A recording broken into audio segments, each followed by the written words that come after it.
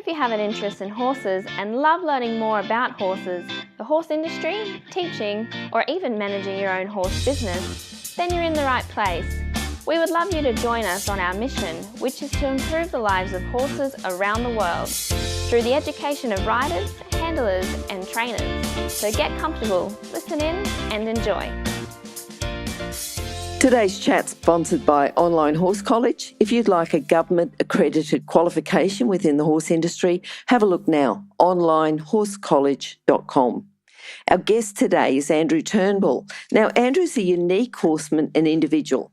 He may look like a cowboy, but Andrew's far from traditional. He combines the unique art of horsemanship as pioneered by Bill and Tom Dorrance with modern science focusing on biomechanic and horse health. Andrew works with an open heart, seeking that ultimate connection and feel between horse and human that lies beyond words. How are you, Andrew? I'm very good. And yourself? Very good, very good. Good to talk to you, Andrew. I'm looking forward to our conversation today. How am I? Now, Andrew, we normally start off with favourite quote.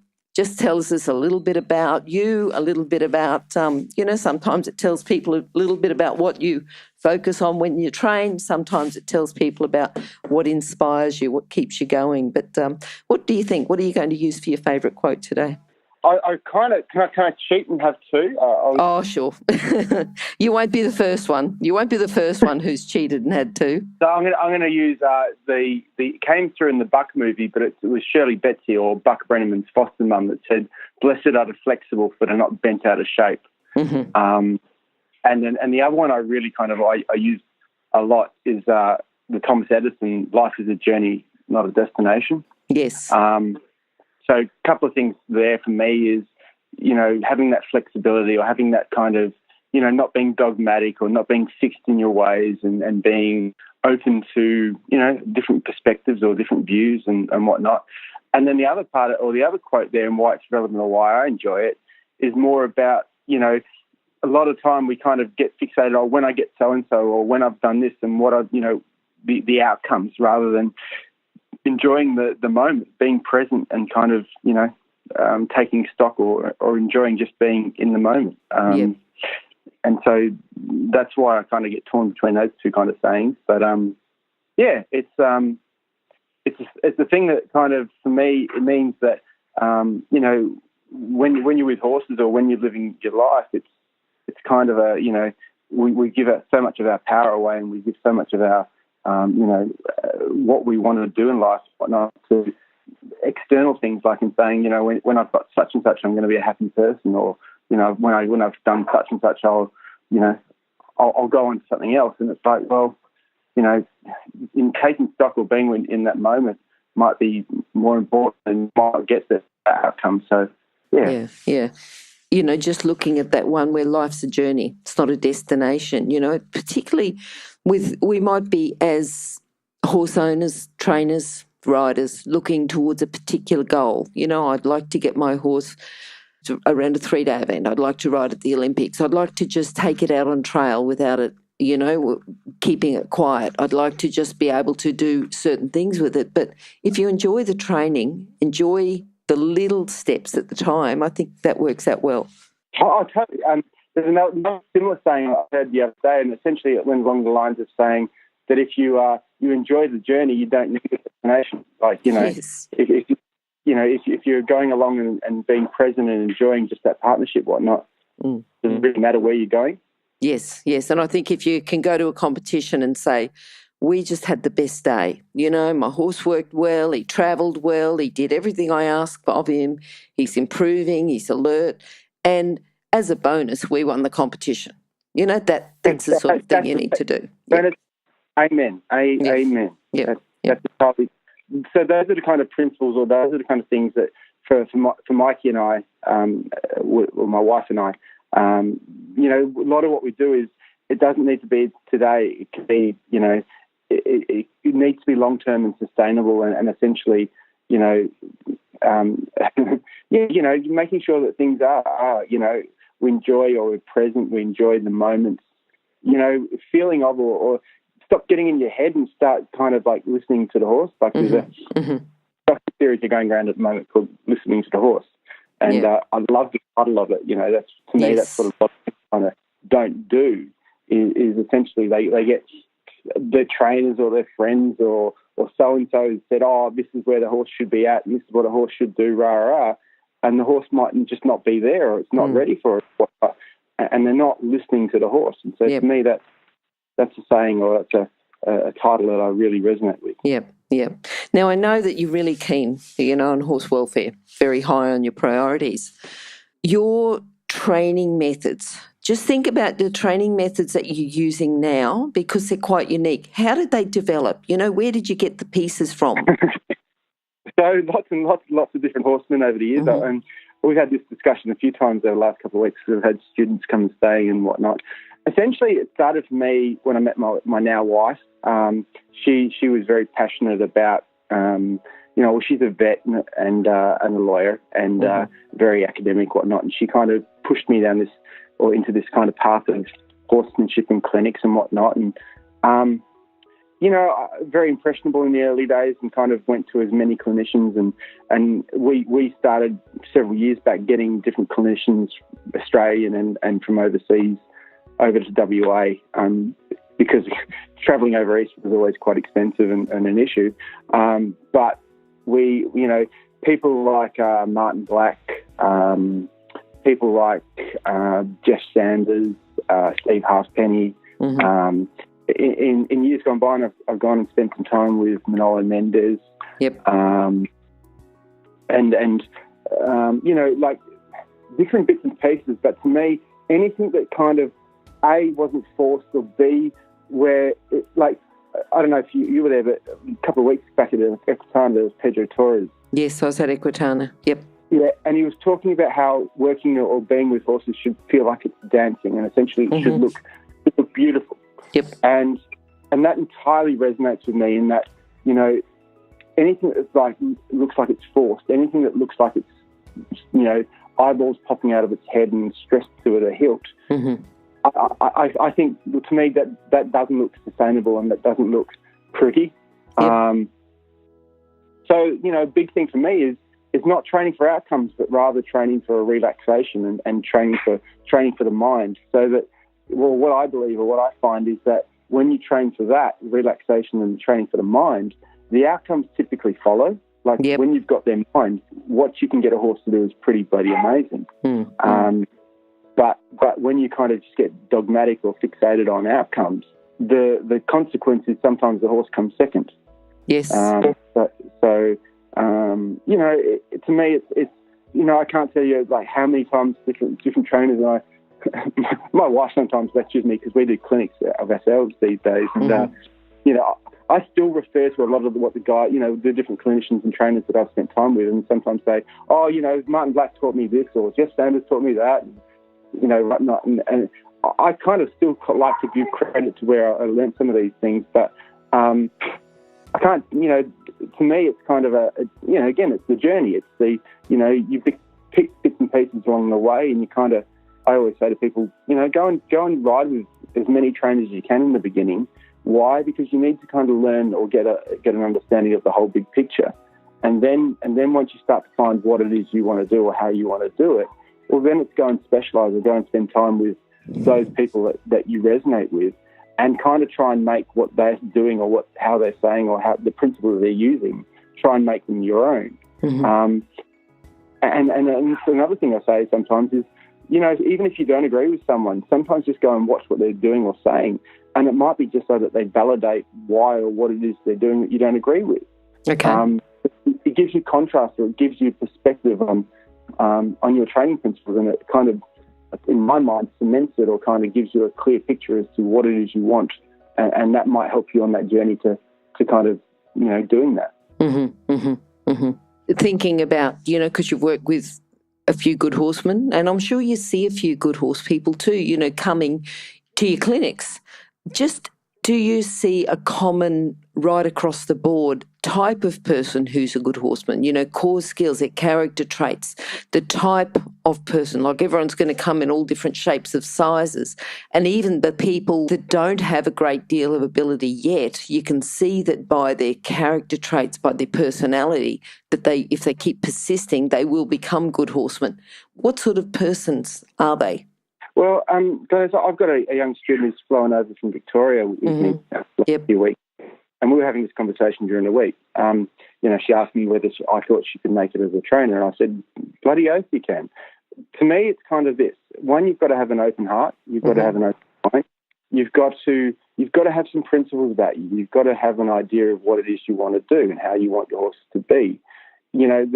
So often I kind of come across people that have, jumped from here, there, and everywhere with all these trainers, and they never get to this place where they decide this is how I want my horses to be. They get, they're never clear on that, and they kind of it comes to a place where they lack the confidence, and things like this, a willingness to try, so a willingness to kind of, you don't have to get it perfect in that moment, but at least like a little improvement or a little try. A little kind of, a willingness to step towards something uncomfortable and say, hey, I don't know that I have the answer, or I don't know that I have all the tools, but I'm going to give it my best shot.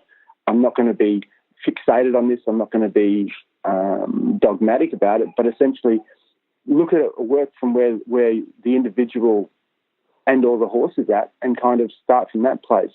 To me, that's kind of again, we get so many people in life saying you have to be this way, or use these tools, or kick them here and spur them there and push them over here and rah rah rah. And it's kind of I believe we have this internal barometer whether something's right or wrong. In your guts or you know in your heart when something's right and wrong. And a lot of times we disregard that, and we kind of go, society or my peers might think of me as a failure, or that they won't accept you or whatnot. But if you really listen to that and you have that open heart, you kind of, in my belief, the horses will feel that, and they'll look to you for reassurance and guidance. And I'll tell you about it. I've got a horse in at the moment. He's a 4-5-year-old quarter horse, but real sensitive, real scared horse. And I've spent 2 weeks now just kind of going slowly. Today we just got our first 3 strides of trot, but he's that close to the buck that if I push him any further, then, he could lose a lot of confidence, and he could kind of go into a train wreck. And I'm like, well, I'm trying to keep him that close to that side, this side of keeping confident and happy. And you can see how he finishes each session. Like, he looks doughy-eyed, he looks really relaxed, and he's really confident. And when he came, you couldn't catch him. And nowadays, you walk the yard and he comes over to you. And it's like, that to me, they're the validations, or they're the things that kind of say, what you're doing is right. When the horse says, I like what you're doing. And I guess that to me is another principle that I do believe that, when people kind of start listening to the horse, if their demeanour doesn't change, or if they start, licking and chewing and all these kind of positive signs, that's their demeanour, or that's their answer to saying, yes, I'm okay with what you're doing. But when they start throwing their heads around, they start getting really reactive, or they start getting worried, whatnot, people kind of sometimes ignore that, and they kind of go, oh, I want to do this, or I want this to be the outcome, whatnot. And it's like, well, you're not listening to the horse, and you're not helping the horse in where it's at. And so people that have that empathy, or that ability to, look at the horse from the horse's perspective and say, what preparation have I done to help you, for this? How have I set you up to succeed, rather than just, pushing you towards something you're uncomfortable about. And just, I say this with the clinics a lot these days, is like, stack the deck and kind of make it so that it feel like you couldn't not do something, rather than a situation that might be 50-50, and you might get something, or you probably won't. So, do your homework, set your horse up, and kind of prepare them for what you want. And you might find that they're, you go into these situations where it feels like you couldn't not get something. And so some people kind of hear me say that, and they kind of walk around for a while.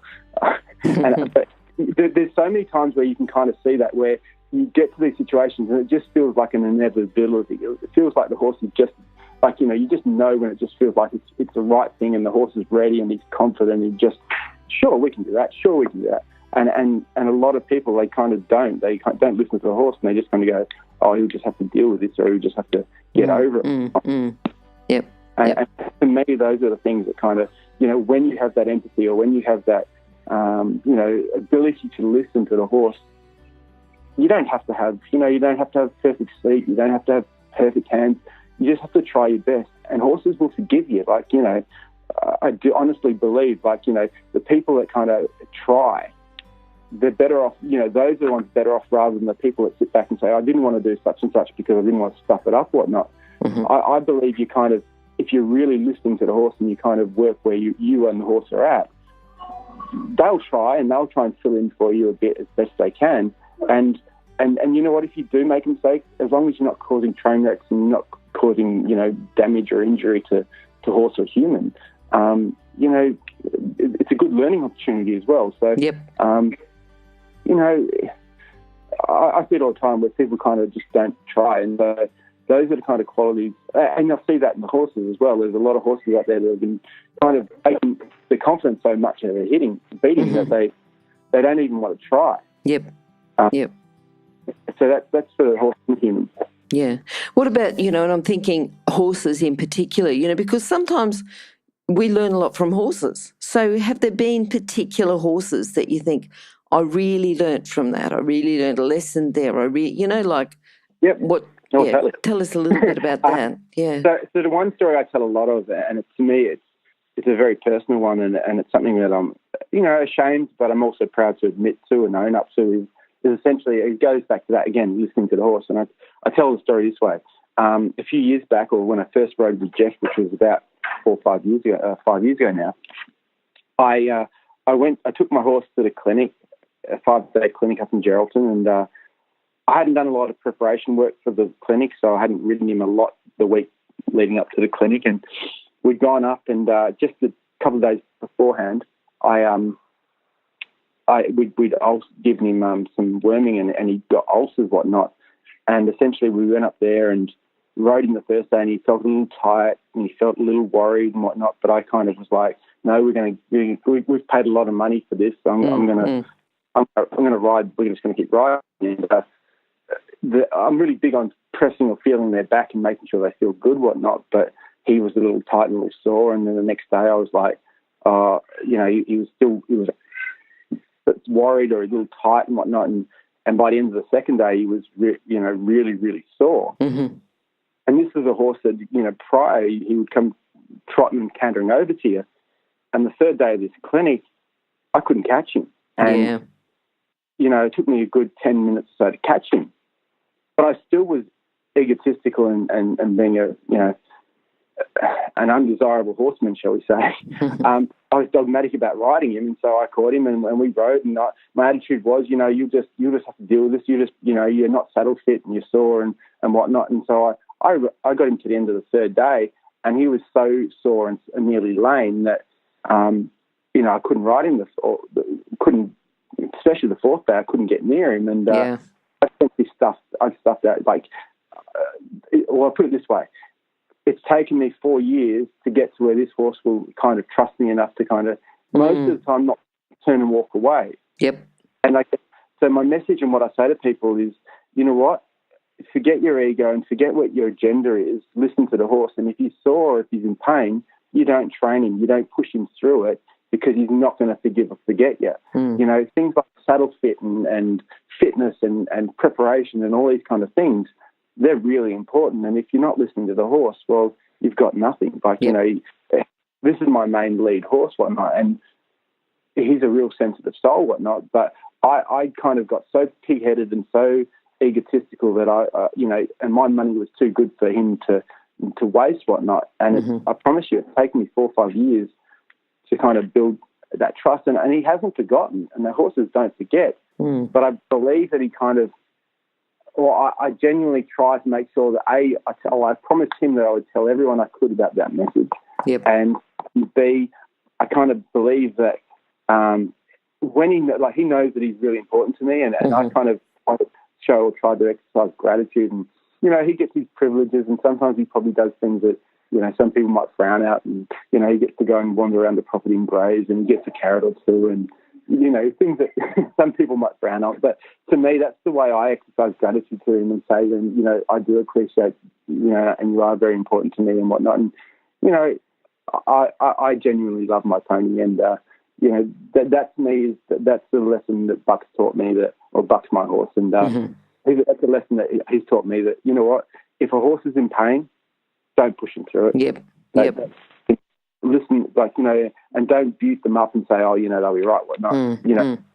Don't do things for no reason. And this thought, I just left out of that story. Essentially what happened is he'd got ulcerated gut from the insisted strong guiles.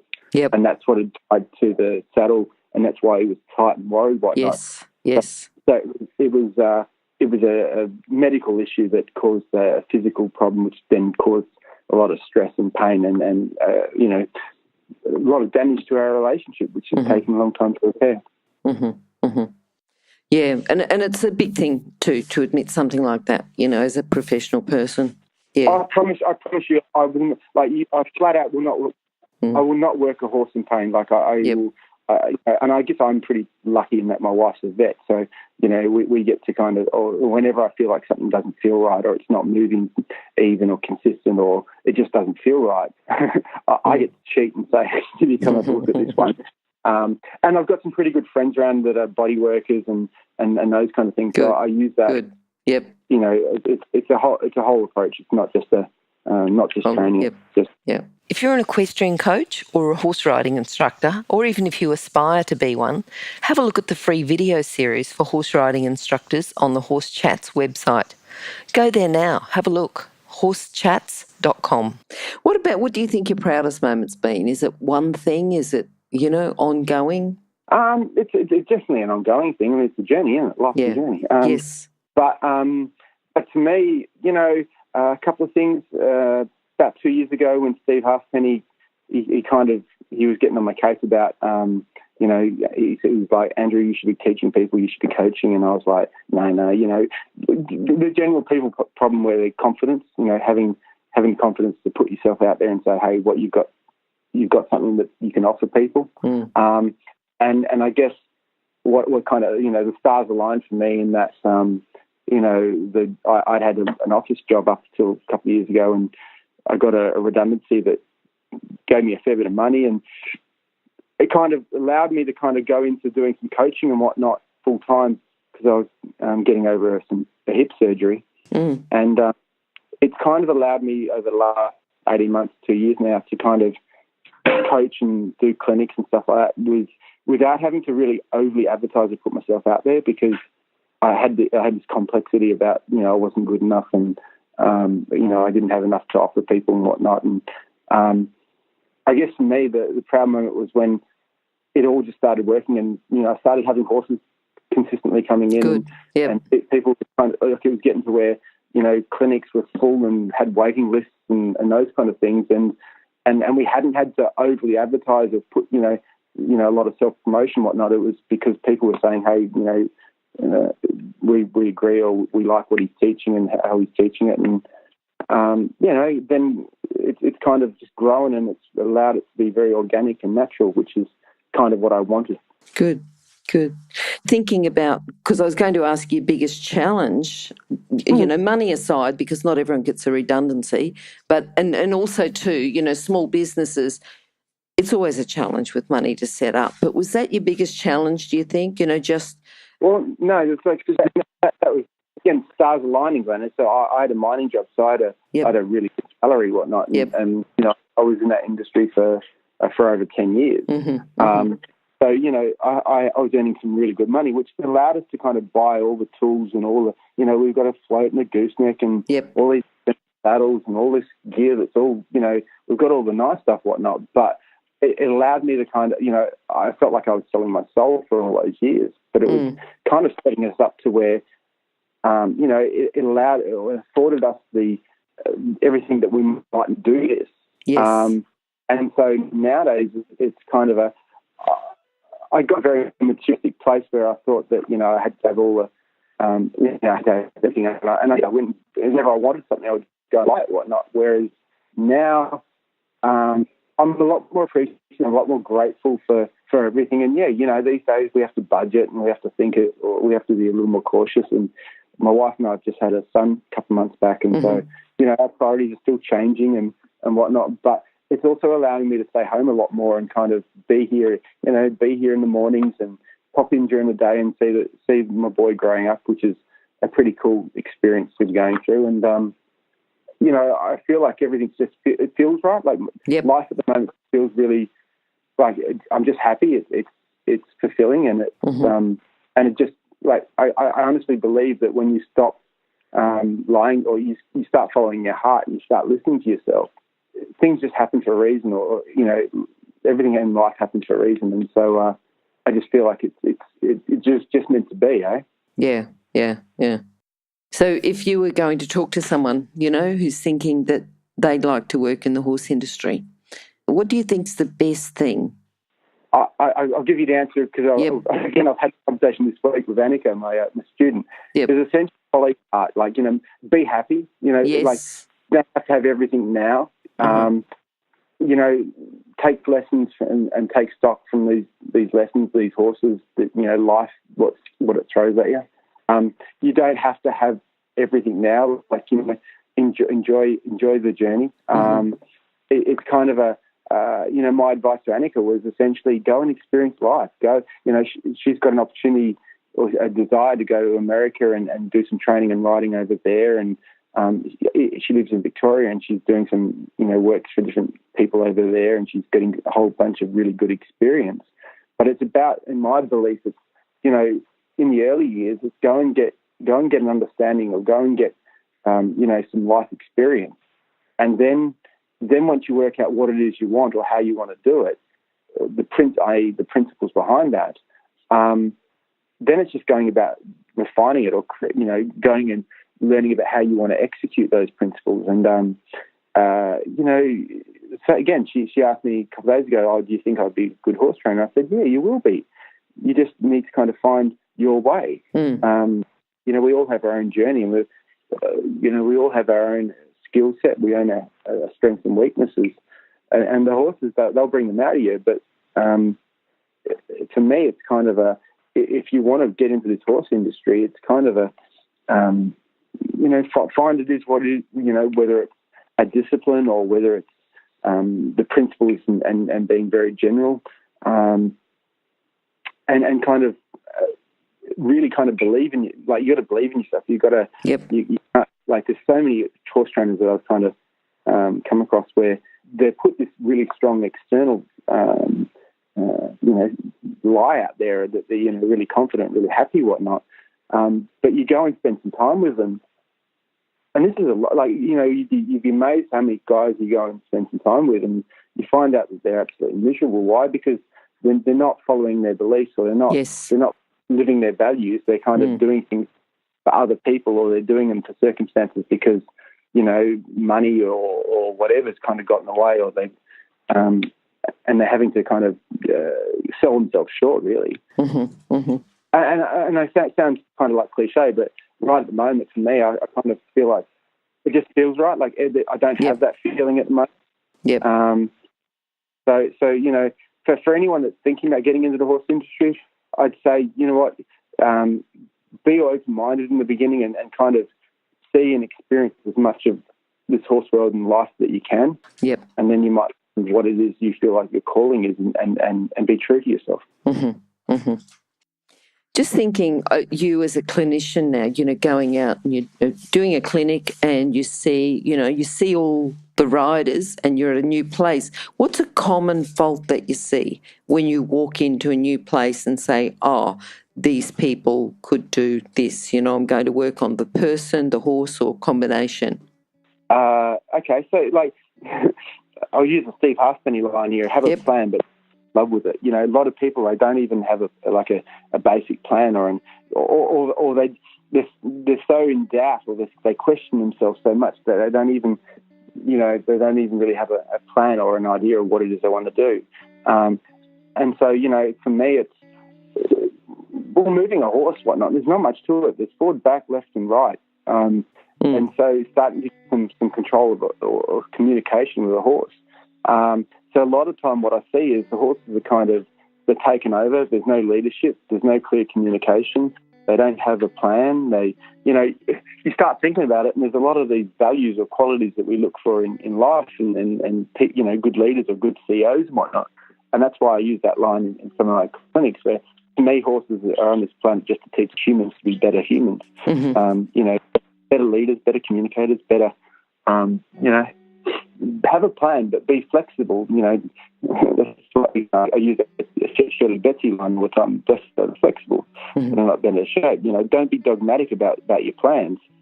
You need to adapt or you need to adjust if the situation calls for it. But to me, it's kind of a lot of time, people, and I see it all the time, they go, I've got a green horse, and I haven't done much with horses myself, and so it's kind of a little bit of blind leading blind, and so that to me is where you kind of, in the beginning, you've got to go and build your toolbox. You've got to go and